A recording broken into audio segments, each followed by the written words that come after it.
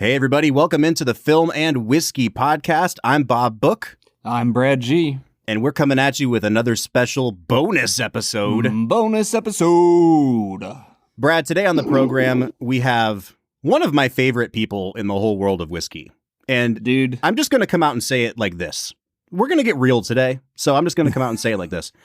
We've interviewed a lot of people on this show, and some of them have very minimal personality.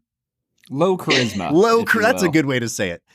It's really great when somebody makes your job easy. And Jackie Zykan is one of those people. And we've got Jackie hanging out on the other end of the line here. Just say hello to the people, Jackie. Hello. I'm the one laughing in the background at all of your build up there. We've got Jackie Zykan back for the third time on the podcast, now representing Hidden Barn Whiskey. Jackie, I'm still getting used to saying it, but it is good to have you back in any capacity. Thanks for being here today. Oh, thank you for having me. You guys have such a unique platform, and it's just fun, right? It's not like, oh, I'm getting notes of almond. Like, no, like that's not part of it. It's really refreshing when for years and years and years and years and years you say the same over and over and over again. And then you guys are like, so let's talk about, I don't know. It's great. And we have a good vibe. Yeah, there's a soft hint of pretentiousness on this one. Exactly. Yeah, sure. Yeah. All right, so let's go ahead and just kind of get the elephant out of the room here. You are representing a new company, and you've left Old Forester. You've left your post at Old Forester, where you had been for a number of years. So catch us up a little bit. How's life going representing a new brand now? So it's completely different because I'm not necessarily just representing Hidden Barn. I am an owner of Hidden Barn. It's funny, like just in this moment, it's making me, because I'm like thinking through like, oh, I just said I'll probably get fired for saying or yelled at. And now it's just dawned upon me that like, I'm not getting fired because I would fire myself. And that's really strange. So it's different. Like it's totally with the freedom comes a lot of risk, you know, like there's the security and the cushiness isn't there anymore. But it's great. I have no complaints. Well, I was going to say so this whole new venture with Hidden Barn, like, you could have done a million different things with your life, right? Like you are immensely talented, and yet here you are. Now, I guess I'm curious, did you join like an ownership group? Were you there at the very start, like around the table drinking whiskey saying like, hey, we should start our own company? Like where were you at with that? I was looking for an alternative source of income in my life. I was looking for a different job for a while. Okay, that's just what it was. Sure. I had things that like just didn't align with me anymore. And it was to the point, like, I'm a person that really identifies as a hard worker. I love to put in the hours. I love to be busy, and I love to do things that appeal to me. I don't like to do things that don't appeal to me. Like, I don't know what person's like, oh yeah, I hate that, but it's fine. Like, no, if I don't like it, I'm not going to do it. That sounds really selfish or kind of stubborn, I guess, but I don't mean it in that way. I just think like I like to work, and it's easier for me to do that with something I really appreciate and enjoy. And it's not to say that I didn't enjoy my experience at Brown-Forman. I very much did. But from day one, I knew, I mean, it's just the most obvious thing that I'm not a person that thrives in that type of environment. Yeah. I've never ever. I literally have worked since before I legally could work. I have never been unemployed. It's like an insatiable thing. It's probably some like weird, like inner child trauma. I don't know what the hell, but I work. And so any situation where I've worked in my life, all the way from like 14 years old, all the way up now until I'm 37. Yeah. If it was small or independent or had more like freedom in it, it was fine. It was just like, I just committed to it. And I tried to replicate that in this role at BF, and there's just the free reign wasn't there. Right. And so like, it makes the effort feel that much more cumbersome. I've worked in other like corporate, I guess I just use quotes that you can't see, corporate groups or for corporate companies that have like this giant like rule book, and like there's just there's a lot of pressure and stress and like white noise that comes around from stuff like that. And I don't view myself as being purposely contrarian by any means or rebellious. I just view myself as being stubborn and someone that likes to learn things kind of the hard way. And I don't know. I don't think there's a lot of room for that when everything is so risk averse. Yeah. And so I needed to go, just like throw my life down the garbage disposal and see what comes out the other end. That's a fantastic metaphor. Oh, whatever. Like, let's see. I don't know. Maybe this is all better as like a salsa of some sort. Just grind it up and Let's see what happens. All right. So I gotta push you a little bit on that though, because you're talking about how you've never been unemployed. And like, as much as you're comfortable with, give us a little bit of a peek behind the curtain, because, people who are in roles as prominent as you are, when I'm opening my email and getting the press release that you're leaving Brown-Forman and you're immediately pivoting to this new thing, like, I have to imagine that this was in the works for a little bit and that you were really working hard behind the scenes to get this up and running. So like, how? No, not at all. No. Wow. Yeah, sorry. I guess I went off on this like weird tangent about childhood trauma and like weird, like insatiable things. Tell us about your parents, Jackie. Dodged your first question, which was like, how did this come to be? When did this start? I wasn't there at the table when this idea came to be. I was the fourth partner ad. It was just the three of them. They had the entire plan worked out. They had all the liquid, like reserve. They had all their forecasting done. Like, they had sourced a marketing agency to weigh in for label design and website and all that other stuff. Like, wow. I just came in and blended whiskey and was like, here's my name. Give me a check. I don't know. Like, and so here I am. I downplay it, but I've known them for a long time. I've known Nate the longest, Matt second to that, and Royce. I didn't even meet Royce until the day that the three of them said, we would like to offer you a part of this partnership. That was the first day I ever met Royce. Can you give us like it didn't matter. It felt right. Can you give us like a proper introduction to your partners? Like for those people in our audience who aren't familiar with the other figures here. Totally. So we've got two in Kentucky and two in Colorado.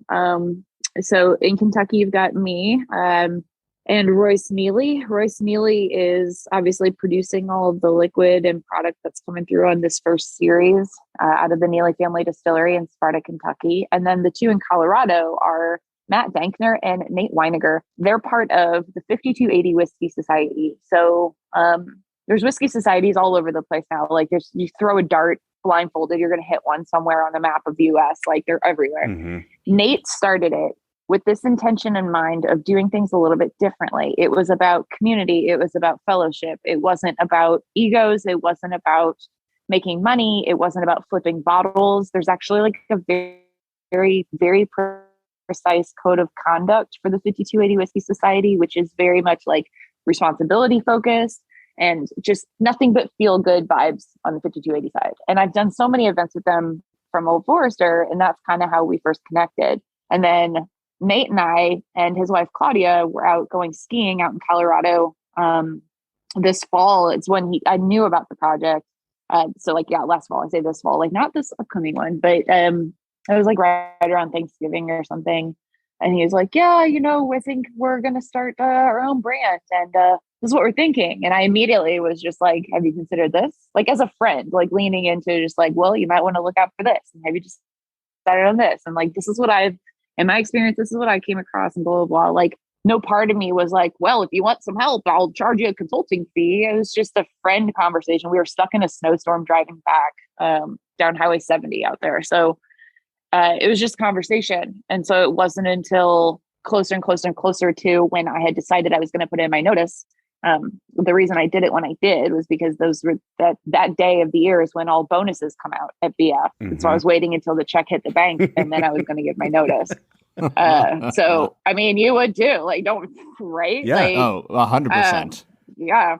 Everyone's like, you'll get it. Don't worry. It'll be fine. I'm like, nope, I don't believe any of it. I don't know what's going to happen. I am terrified.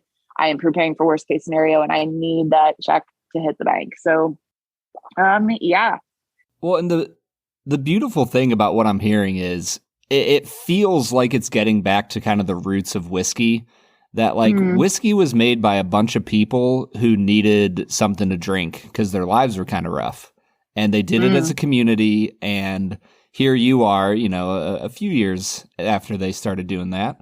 And it's like, yeah, we're just going to talk about making really great whiskey together as a community. We're going to try to fight this ridiculous secondary market that has just ruined whiskey for a lot of people, unfortunately. And yeah, Jackie, I'm like 100% in. I think this is just the coolest thing. Yeah, it's been really great. And you know what? So we launched in Kentucky and Colorado with like actual brick and mortar distributors. And then we're using sealbox.com for access to other states for direct shipments. They put the announcement out on Sealbox yesterday, and in 4 minutes, it was all sold out. Now, I bring that up for an important reason. This isn't some sort of like, whoa, look how high in demand it is. Like, let's be clear here. We didn't sell out of 100,000 cases. We sold out of like 26 packs. So like, let's just keep it all in perspective here. But the fact that people want it, now we can start to sell more. And people have been posting, if they actually do find a bottle, I do keep tabs on the social internet media stuff, you know, and people are posting bottles. And you know what the best part about it is? Every single person that has posted something so far has been like it's a picture with a glass, or they're talking about how they tried it. I've had people texting me of like, oh, I just got to this bar and they have it. So I bought some for my friend and myself, and oh my God, now we need to buy some for the bartender because like it's so good. That's exactly what it's supposed to do. Yeah. I have not seen a single person flip any of our bottles. And I know like from like the big box brands, I guess, like we used to sit around and like be like, oh my God, that flipped for $1,200. Oh, that's crazy. Like, look, people love us. No, that's not an indication that anyone likes your product. The indication is that they don't give a shit how much they can get for it. They're going to drink it. Right. They want it, you know, and they enjoy it. And then they want to share it. Like that's success. Success is not a flip tag price at all. And so I hope no one flips it. I hope they don't. I hope they all drink it. It's not meant to be like an ornament on your mantle. It's meant to be consumed. All right, let's go in on the brand a little bit. Like I want to talk about Hidden Barn because first of all, you know, we read a lot of press releases, and like I would say 75% of a press release is like marketing, PR bullshit. But like, I read this press release and I'm like, if true, comma, the origin of this brand's name is like the coolest story I've ever heard. So can you fill our listeners in a little bit on the naming of the brand? And also like, am I falling for it, or is it like an actual thing? Okay. So we went through a lot of different, I was anonymous at this point, right? Of like not really fully being involved, but the final name had not been decided upon just yet. And so like I saw what the other options were. Here's a little news flash for anybody out there looking to create a whiskey brand or a booze brand of any sort. Like just make up words, because everything has already been trademarked. You're not going to get anything out of it. Like, trust me, like it's just how it is going to go. Like you're going to try every different format of every different thing. It's taken. Just already know it's taken. So it's a nightmare process. I can't even remember like the laundry list of names that were combed through to go over this, and every single one of them, just there was always an issue. Hidden Barn really calls back to this time in Kentucky when, of course, Kentucky is, people are making whiskey, whether it was legal or not. And anytime you have alcohol production or storage for maturation, you got ethanol in the air. Now, there's naturally occurring microflora. It's this nice little sac fungus. It like shows up as little black specks on the sides of buildings, on trees, on all kinds of things. You'll see it at any distillery. It's there. And so, of course, like if someone's making booze or storing a bunch of booze, you're going to know where, because there's a bunch of black crap on the walls. So what do you do? So you paint the walls black so you can't tell that there's black spots on it. But then everyone's like, oh, well, that building's been painted black. They must be making booze. But then everybody would do it in these little clusters. And you can see that this is true. You can see them in Kentucky in little clusters. A lot of them still stand today of black barns. And so having a cluster of black barns means that you don't necessarily know which one shenanigans are going down in, but it's in one of them. But that's not the sole purpose of the black barn. The black barn also functions as a great storage and drying house for tobacco and things like that. It's pulling in all that heat in the Kentucky summer. So It's an interesting little thing, but now that it's out there, like you'll notice, I notice them more now, obviously, all over the place, but it's a true thing. It's not just like hoopla. So it's just kind of like funny that, you know, I'm not saying anyone was doing anything illegal to get this brand going, but you know, this was a group of people that were supporting each other and supporting this little adventure in whiskey making without anyone knowing about it. Well, yeah, I mean, like not surprisingly, you know, given our podcast title, I'm always reading stories and being like, oh, that's a fantastic movie right there. Like that should be a movie. And I hear this story about communities coming together to just trick the old timey police. And I'm like, oh my gosh, this is a movie right here. Like it's an instant classic. Oh yeah. Like you put Paul Newman and Robert Redford in that bad boy and you've got oh my God, an all-time classic. You went a totally different direction because like when I picture how this would like really play out on a screen, it's like a Three Stooges episode. Like it's definitely not like sexy by any means. It's all like weird, like fast forwarded and like scrambly and black and white. So that's I hilarious. don't know. You know what? Let's pivot into talking about movies for a little bit. Let's get you out of the you know, brand ambassador hat here and put you into the movie theater seat. What have you been watching lately? Have you gone to the movies lately? I haven't gone to the actual movies lately, but I did spend a significant amount of time flying to Australia recently, which provided me ample opportunity to watch movies. Just like maybe one movie. You know, or like 7, right? Like, you know, well, like I flew Louisville to Atlanta, or my husband and I went Louisville to Atlanta to Minneapolis to LA to Sydney to Cairns. So, like, yeah, we had a lot of movie time. And this was the perfect opportunity for me to finally admit to him, I have not ever seen any of the Godfather movies. Oh my gosh! Oh man, I know, but I feel like we've talked about this before. Like there are these like everybody's seen that movies. I am not that person who's ever seen the everybody's seen that movies. So many of them. I'm like, nope, just don't even know. Like what? Jackie, I don't know. One of my really close friends the other day, we were talking about movies, and I found out that she'd never seen Jurassic Park. And I was Is that what the Jurassic Park post was about? It may have been. I saw you post about it. Just a little bit. Listen, we're not in a position to judge anyone, though. Like, the whole premise of the podcast is Brad has not seen all these movies. Let's watch the movies together. So, like, this is a safe space. Oh, no. I don't care. I'll admit to it. I think it's ridiculous. It's very strange. Okay, not strange, not ridiculous. I'm going to stop judging myself here. But it is something that is surprising because most people I have ever met in my life, actually everyone I've ever met has seen all of them, or at least one, or gets it. I get the references, right? Like Family Guy will have like a reference, like in the middle of an episode. And I'm like, oh, it's a Godfather reference. Have I ever seen the whole movie? Do I know what it's even about? Like, who is that guy? Like, I don't know. I know now. I now know all 3 of them. Boom, boom, boom in a row. And in true form to him, I will give him credit for it. Chris is so great about like always kind of like he just, I trust his judgment, and he's like, the first one good, second one phenomenal, third one absolute garbage. And I have to agree. I was gonna say, coming off of the 3, the third one's obviously your favorite though. It's clearly top-notch material. 3 is terrible, but then that brings up another important point. And I don't know, have you guys ever had this conversation? Forgive me if you have.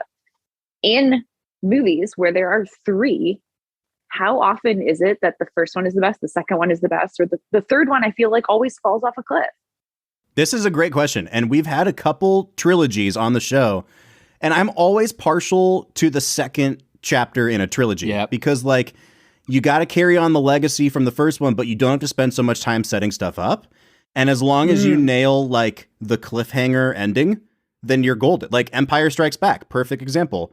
Brad and I are both big Lord of the Rings fans. The second Lord of the Rings is my favorite one of the 3. So I don't think the third one is ever the best one, but the second one for me almost always is.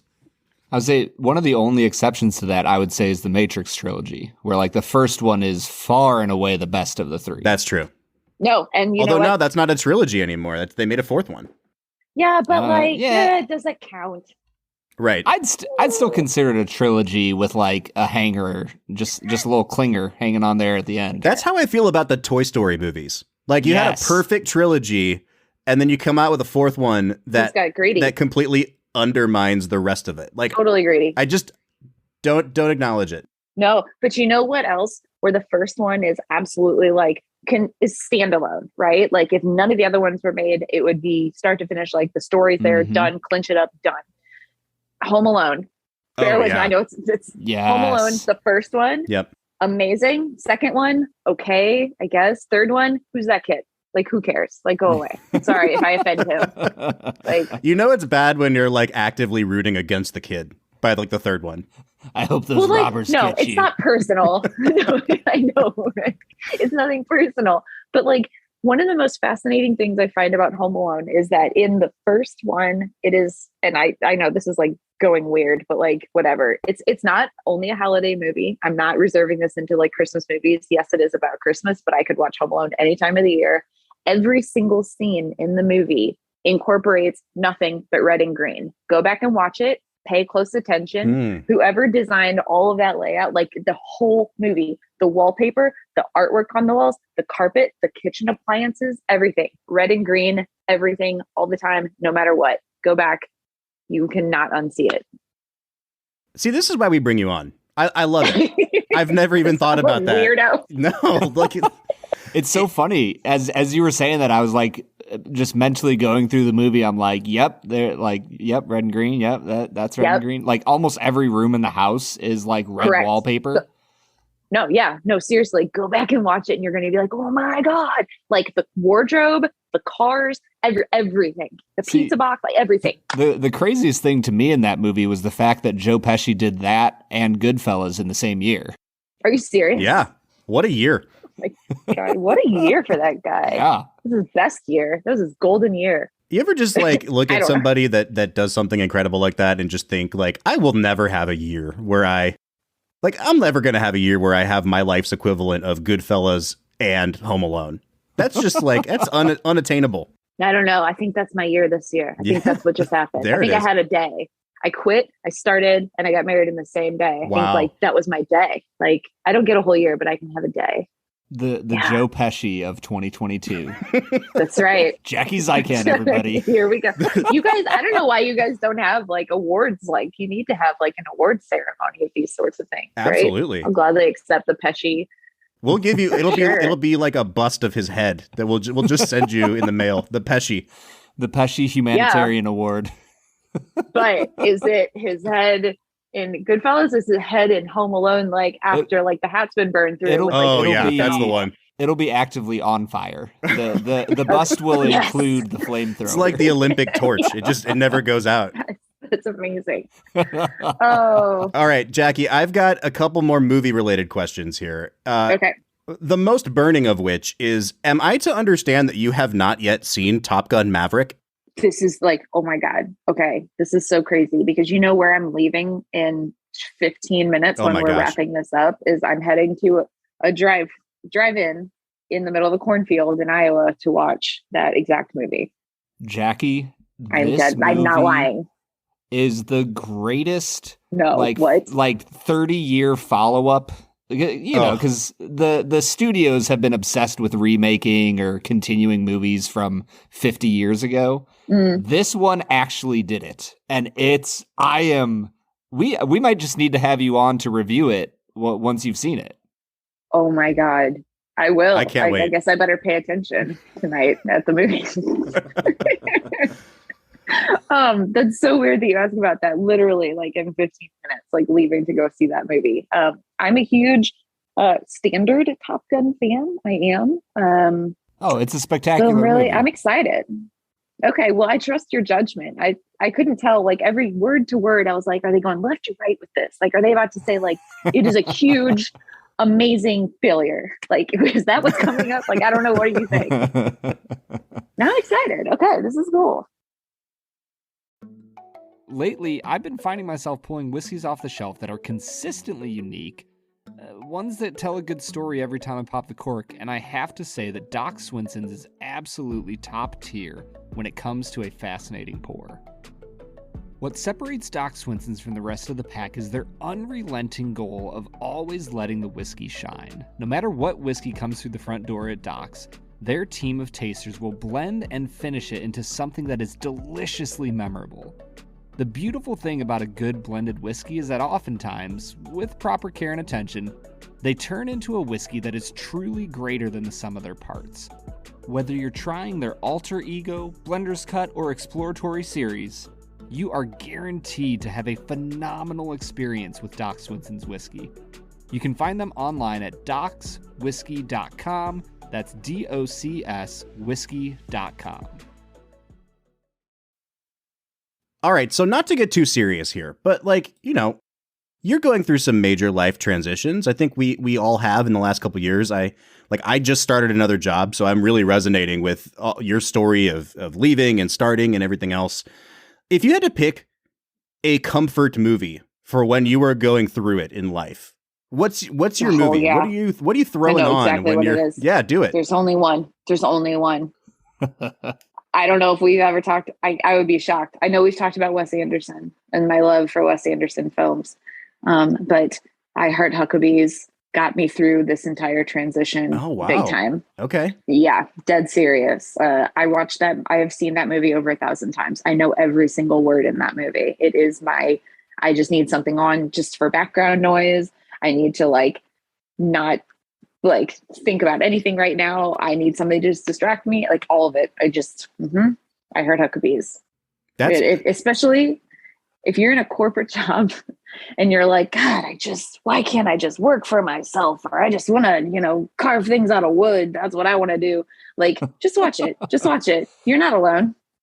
You're okay. That's my go-to. Yeah. It's hysterical. I think it was very poorly rated because it's probably a terrible movie after all, but I enjoy it. So I'm willing to own that, but it is very much satirical take on corporate environments. Yeah, and that's the beauty of movies, right? It doesn't have to hit for everybody as long as it hits for a few people.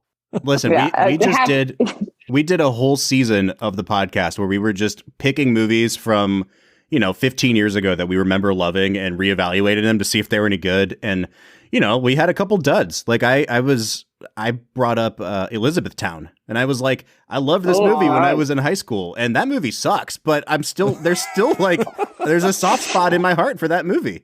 I know, because it's connected to a time and a place for you, right? It's beyond the movie. It's definitely not just the movie, right? This one is funny because it really does pull in this and it's funny now. It's an older movie. I don't even know what year it was made in, but it's not new by any means.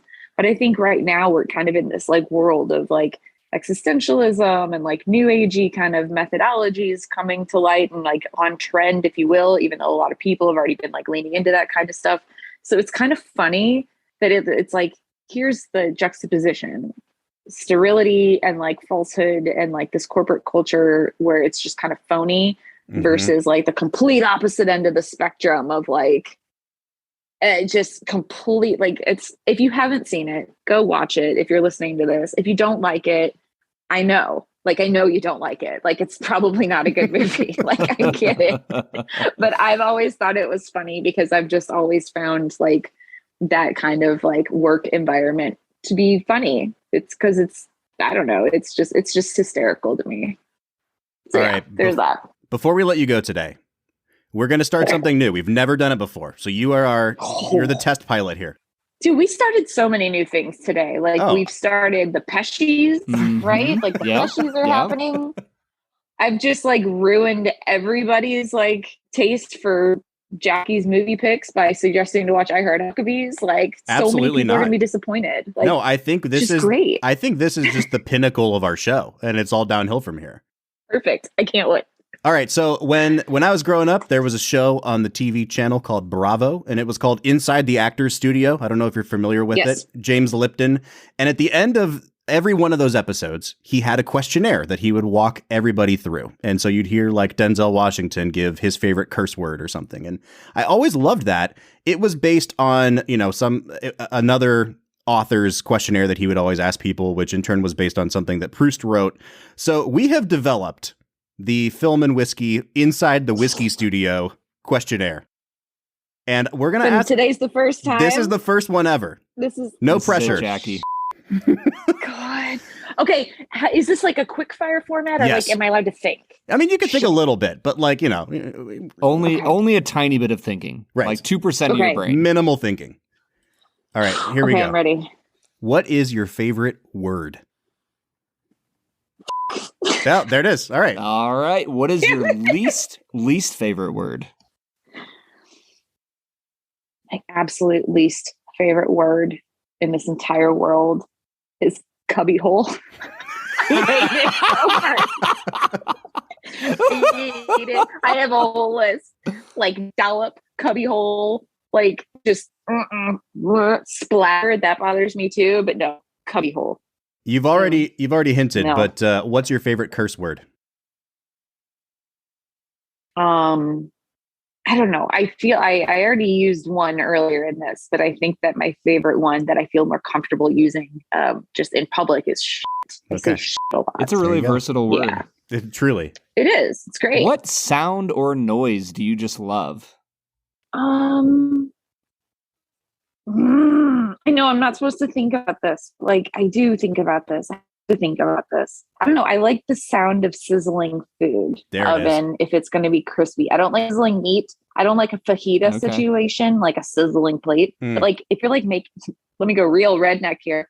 You know, when you're like making pizza rolls in the oven, and there's like, yes, it's like that, you know, it's done. That's Bob why and I like have it. Okay. Bob and I have a continuing debate on whether pizza rolls or pizza bagels are better. Rolls all day long. I hate bagels. Thank you. Too much crust to filling ratio. Way too much crust. Jackie, you are illustrious and amazing. What sound or noise do you hate? Anything that sounds gelatinous. Like if you took like a Jello mold and just like shook it around and it was just like oh no. That was a quick answer. I love it. Yeah. Yep. Yeah. What profession outside of the whiskey world would you love to attempt? Before I got into whiskey, I was in this like different phase of finally having the guts to explore interior design. And I love interior design so much. I was just like, well, I'm probably not going to make any money. And like, you know, that like childhood trauma that tells me like, make money, work. So like I never did it, but I do love it. I very much enjoy it. Jackie, if you need the name and number of a good counselor afterwards, I know one. I'll email it to you. I have one. It's great. His name is Parker. I love my therapist. Shout out to Parker. Who are your favorite fictional heroes? I have never gravitated towards the hero. Oh, I always really appreciate the villain. Spicy take here. Yeah, that's a twist, isn't it? The Pesci indeed. I don't know. All right, how about this one? Who are your favorite real life heroes?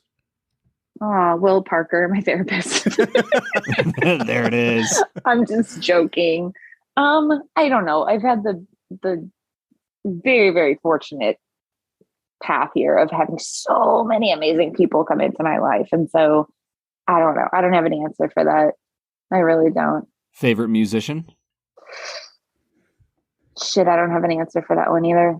I'm not that. So have we talked about this before? I know. I'm like totally destroying this whole like rapid fire thing. I'm like, you're killing it. You're doing great. I know. I'm just really, really drowning here. That I'm like the same way. I think this was our first episode we ever did together where you were like, oh, we're talking about movies. I was like, I'm really insecure about this because I don't get like deep into like the critical stuff of like movies. The same way with music. We were like, what kind of music you listen to? And I'm like, I don't know everything. Well, what's your favorite band? I don't know everything. And it's like, well, surely you must have some. And I'm like, I don't know. I just know if in that moment, in that mood, with that phase of the moon, I like what I hear, then cool. But that's subject to change. So I don't know. I don't hold tightly to any of them. Got it. All right. Yeah. Man, that was emphatic. Okay. We will. What do you value most in your friends? Honesty, I guess, and not towards me, towards everything. I like honest people. I like people who have the guts to be honest, no matter what. What's your principal defect? what does that mean? What does that even mean? Like, what's the number one thing wrong with me? We don't have time. Like, we do not have time. I principal, is that what you mean? Or do you mean like physical? Like, what do you mean? Oh, no, not physical. Physically. Okay. I'm like, well, I always wish. Oh man. Got this wart on my foot. Yeah. It's getting real intimate here. Right. I think I have difficulty sitting still, and that is a problem because I just like constantly just go, and I wear myself out and then I do it all over again. So that is a defect for me, that I can't sit still. So on the flip side, I'm working on it. On the flip side, what is a gift that you wish you possessed? I wish I was better at small talk, because I'm terrible at small talk. I don't know what to say. I don't know how to say it. I don't know how to start it. And I think that makes me come off as like a total ass sometimes, because I'm just like quiet and sitting there like I'm judging the world. I'm not. I'm just sitting there panicking in my mind on a hamster wheel of like, what do I say? What do I say? What do I say? I'm psycho like that. So yeah. All right, here's a chance to feel like, geez, this is really vulnerable here. Here's a chance to feel better. What's your favorite thing about yourself? What do you just love? You're like, man, Jackie's awesome. I don't know. I think that I have a really nice tenacity to me, where I don't half-ass anything. I will see it through and make sure it's the best of the best of the best that I can do possible. I try very hard with everything that I do. That is a very good quality. All right. Sometimes I'm funny, but like, I don't know.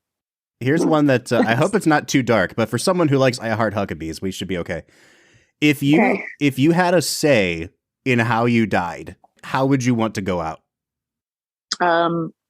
Like super boring here. Like, I'm not like, I want to like, fall into a volcano and like whatever. Like, no, I want to be so old that no one gives a shit that I even exist anymore. And I want to die in my sleep. There you go. That's it. You got to go out like Rose in Titanic. What? No. She falls asleep as an old woman. She just like, she just drifts off and does, but like goes and meets Leo in the afterlife. Yeah, I know, but like, I don't know. Titanic, we're going to have to do a whole different episode on the Titanic. Like, there's a whole thing, because I was there at like prime, like I'm going to the movies with my friends phase of life when it was in the theaters. And I was there when it came on 2 VHSs, like in a box set. You had to like, get up and put the second one in. Like, we need to unpack Titanic how not as good of a movie as it. Yep. Extra but I'll watch it. Hot takes with Jackie. All right. Spicy. We've got one final question for you here. And this is one that we really did come up with just for the show. The last few guests that we've had on that have been like brand ambassadors or distillers, we've been asking them this because our audience prizes value, and people keep pairing their whiskeys with like high-end charcuterie and stuff. And we're like, listen, our audience is not eating that. If you had to pair Hidden Barn, like the current batch, the current expression of it, with any fast food item, what would you pick? Okay. I don't know. Can I go with like a more accessible food, like prepared food grocery store? Does it have to be fast food, like chain? Because what first came to mind, back in the day, there were these frozen like dinners. I guess I use that in quotes loosely. Dinners, kids cuisine. And there was one with chicken nuggets, and it had mac and cheese and this like brownie that cooked in the microwave. Come on, Jackie. Let's go. That's it. Yeah, that's it. It's kids cuisine chicken nuggets meal. That's what it is. Listen, as a family that frequented Save-A-Lot when I was a kid, like kids cuisine was the highest end thing on the menu. That like you sent me back. That was special. Yeah, like, that's a birthday meal. Like, dude, that's intense. You'd throw that brownie in the microwave. Oh, I know. That's what I'm saying. Like, it's And if maybe kids cuisine doesn't resonate with you, but you're like, well, I can't afford the $60 worth of charcuterie. You know what works just as good? Lunchables. You get the ham and cheese Lunchable. Make sure you put the cheese between the ham and the cracker, or it sticks to the top of your mouth. And it comes with an Oreo most of the time. Sometimes a Capri Sun. Good to go. It's a full meal. With it. 100%. That's it. That's all you need. How far we have all come. Or not. We're full circle. Yeah, that's exactly what it is. I was saying it might be full circle. Jackie, pretty much. I don't know if there's a more fun person in the world of whiskey to talk to. Y'all are the best. What a blessing to have you on. Thank you. Hey. All right, we're gonna try this whiskey now. So can you give us can you like intro our whiskey segment now? Yeah, for sure. What you were about to sip is going to make you want to share whiskey with your friends, which is the point of this whiskey in general. It is delicious. It is balanced. It is structured, but it is a little bit unique in that this is all pot still distillation. There's no column still. This is low pot still distillation. So like we're taking it off the still at 127 proof and going into barrel at 110. The barrel has been seasoned oak for 2 years sitting out to season. So it's super, super stripped of all that acidity. This is 4-year-old whiskey. This is barrel strength. It's 106 proof for batch 1. So like that is straight out of the barrel. There is no filtration. There's a cheesecloth, catches the char chunks, and that's it. There's no rinse. There's no water. It's just is what it is. And it's beautiful. It's a 7-barrel batch. It's wild yeast, which is kind of, it's risky to use wild yeast because you never know what the flavor is going to be, but that's exactly what makes it so unique tasting. So yeah. Jackie, I'm like wildly excited to drink this now. Oh yeah, it's pretty good. I'm not going to lie, it's pretty good. Ladies and gentlemen, this has been Jackie Zykan of Hidden Barn. I prize these discussions above almost every one that we have on this show. I can't wait to have you back on again, hopefully after you go see Top Gun tonight. Yes. So Jackie, thank you so much for being here. Thank you guys so much. Today's sponsor is a little bit of a departure from our usual area of expertise, and man, oh man, I was blown away by their product once we received it. I am talking about Manscaped. Now, if you're like me at all, you've probably seen the Manscaped ads and kind of wondered to yourself, like, do I really need like some sort of specialty trimmer to take care of my downstairs business? And I've just got to be honest, I was absolutely wrong. Their trimmer is called the Lawnmower 4.0. And I gotta say, it is the Rolls Royce of trimmers. It's got a ceramic blade that reduces grooming mishaps, a wireless charging base, and an awesome flashlight that keeps things illuminated while you're working. And beyond all that, it's waterproof. This thing is really changing the game when it comes to below-the-belt hygiene.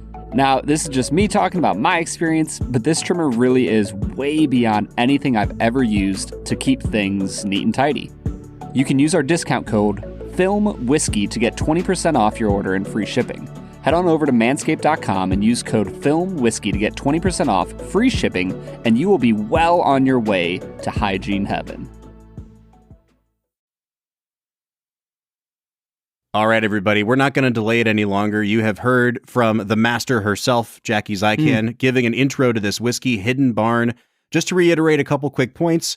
Everything in this bottle is pot stilled, Brad. It's a blend of just a few barrels. I think she said like 7 barrels total. It's 4 years old. The barrels that they were aged in were left out in the elements to kind of cure and get, what was the word she used? Not toasted, but Tasty. Tasty. There it is. They got tasty. They got real tasty. Let's dive right in, Brad. On the nose, this is really interesting to me because, it's 4 years old, but it smells really, really yeasty. And that was another thing Jackie said, was that this was made with wild yeast, like this yeast grew out in the wilderness. And it smells the way that a lot of young whiskey smell because it has that really yeasty kind of grain-forward character to it. But on top of that, I'm getting like a really fresh handful of wildflowers and quite a bit of melon, too. Like I get some cantaloupe on this. I really like it. Dude, I got grain on the front, and then for me, it was just butterscotch on top of butterscotch on top of butterscotch. It's not incredibly deep, like the depth isn't there that you get with a lot of decadent whiskeys, but I literally for about 20 minutes was smelling this whiskey and couldn't get around that nose. It just smells like a rich butterscotch feel to it, and I am just really impressed that there is that much kind of creaminess to go along with that grain forward note. When you were talking about the rich butterscotch, all I could think of was Ron Burgundy saying, "My apartment smells of rich mahogany." Rich butterscotch. It's so funny. I was just having a conversation with my wife about this. Do you ever think in colors when you taste things? No, I do not. Does that make sense to you? Like, do you ever, that scene in Ratatouille where he's like eating the strawberry and then like everything behind him turns pink?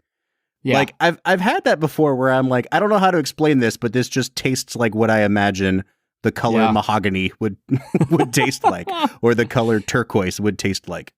Yeah, you know what I just learned literally today, Bob? I learned that some people think in images and other people think in words. Uh-huh. And I had no idea that people didn't just think in words all the time. I'm with you. I think in words. Yeah. Once in a while I think in images, but like I said, colors sometimes come to mind. Yeah. I literally had no idea that when some people think it's in image form, like I'm not really sure how that works. I'm very curious about it, and I'm going to learn more. So I'll report back next bonus episode and let you know where I'm at. Man, our listeners have just gotten so much educational content this episode. You're welcome. All right, when we get to the taste, Brad, again, it kind of reminds me of a brand we featured about a year ago on the show called Broken Barrel, where we talked about how that process of submerging the staves in like a big vat of the stuff really helps kind of sand off or the rough edges on the young whiskey, and that it still had a lot of young character on it, but like there was no harshness to it.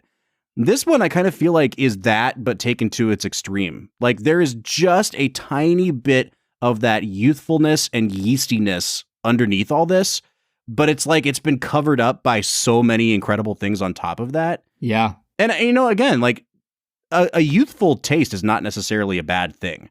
So I don't want to make it sound like, oh, they're covering up some flaws here. That's not it at all. It just tastes like it's not a super well-aged whiskey. And so like right on the tip of my tongue, it is like overwhelmingly sweet. This is a really, really sweet bourbon. It hits the mid palate, and that's when you pick up a little bit of that yeastiness. But for me, that's also where the kind of alcohol burn started to set in. And then towards the back of the palate, you get a lot of really nice baking spices. I got a lot of clove on this one on the finish. And I think that those notes coming at the right times in the drinking experience really did kind of cover up some of the youthfulness on this. Yeah, it's an incredibly smooth whiskey. Throughout the experience, there is a really nice marriage of grain with sweetness, I think. For me, it was almost like an apple peel, butterscotch mixture that was underlaid with all sorts of kind of grain. You get a little bit of that kind of barley feel coming through. I really like this palate a lot, Bob. It is unique and complex and interesting, and I haven't had many things like it. No, I totally agree. And I think that's, again, it gets back to the beauty of blending, where I don't know if you could get this specific kind of a palate just from like a single barrel. You know what I mean? Like it seems like Jackie was pulling rather disparate elements together and making something really, really cool out of it. And again, that gets back to the finish here. The finish doesn't have any of that sort of melon that I picked up on the nose. It gets really into like the kind of darker baking spices, like some molasses and some clove for me. I'm really digging this, man. It takes you on a journey as you sip it. Yeah, for the finish for me, there is like mint and oak and butter that all mixes together beautifully. Man, this is just a really incredibly impressive first offering out of Hidden Barn, Bob. Yeah, totally agree. And we can't say thank you enough to our friend Jackie Zykan. I can't wait to try more of these as they continue to come out. It sounds like they are going to kind of let each batch be its own thing, that it's not necessarily going for the same taste every time. And I think that's an incredible way to go because it reminds us of some other distillers and producers that we really love that go batch by batch and let each batch shine for what it is.